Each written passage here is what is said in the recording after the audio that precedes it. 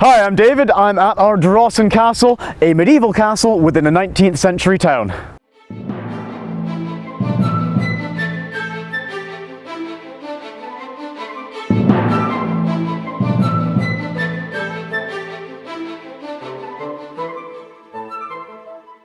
This tremendous tower really speaks to the prominence of this castle in the area. It rises, even as a ruin now, to 3 stories. And in fact, when restoration work was being carried out on the castle, they needed 6 stories of scaffolding to get up there and carry out their works.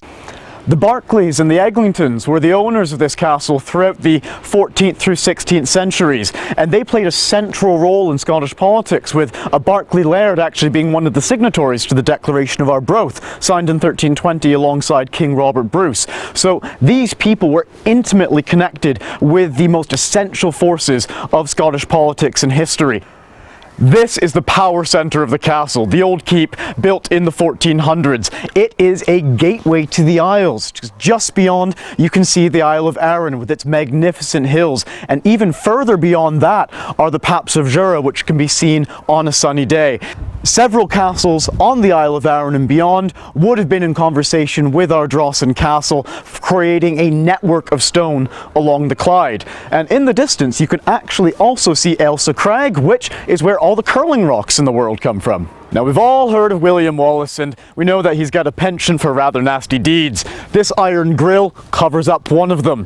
When the English army occupied Scotland in 1296, Ardrossan Castle was one of the early ones to fall, being relatively close to the border with England.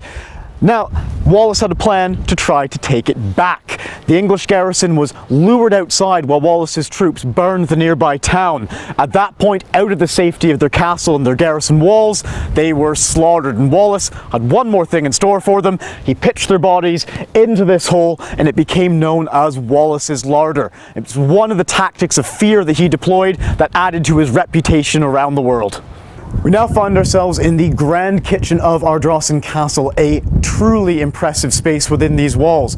Although ruinous now, 500 years ago this would have been very impressive indeed, with hangings all around and colour bursting through. This is where the feast would have been prepared, the food and wine would have been brought out to a great hall where nobles could be wined and dined and important matters affecting the area could be discussed. So this is primarily a domestic space, but if you look behind me, there is an arrow slit, and what that tells us is that at all times, even though they could be bathing in luxury at Ardrossan Castle, they were also vigilant of the potential threat coming from the sea.